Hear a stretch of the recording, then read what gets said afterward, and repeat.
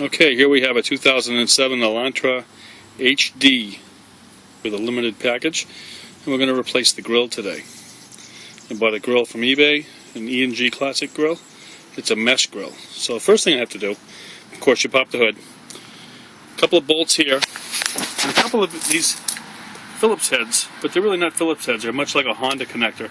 You just take them and pop them up, and then they pull straight out. They're just pin connectors. We'll get back to it in a minute. Alright, so let's pick up where we left off here. I had to take some bolts off. This piece came off the front, two 10mm bolts. Those little screws I was talking about, they unscrew and then they pop out the center, just like a Honda. Then I had to take out some screws. It's hard to get to, but this thing flexes out a little bit, and you can actually get in. And there's some screws up under here, 5 or 6 of them, for the chrome strip that goes across the top of the old limited grill. So then, they want you to take off the screws on the bottom. And once you can flex this out, and it does come out quite a bit, you can flex this out and you can actually get to those bottom screws. There's one that's removed down there now. I'm going to do the same down here. I managed to drop one screw inside. I will get to that soon. And we'll get that back in after we get the grill off. Okay, there's the old Hyundai limited grill and the new E&G mesh.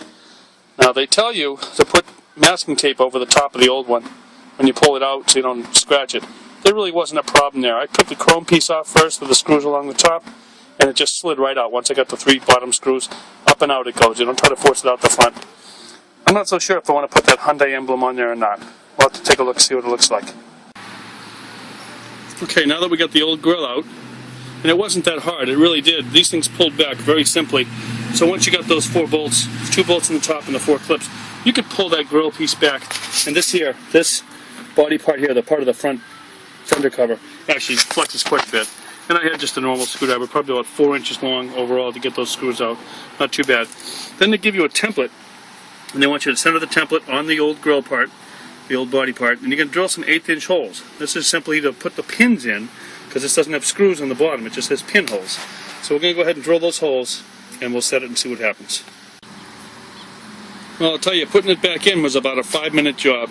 All I had to do was drill those holes out, drop it on the pins, replace those plastic retainers, 2 screws, I'm done.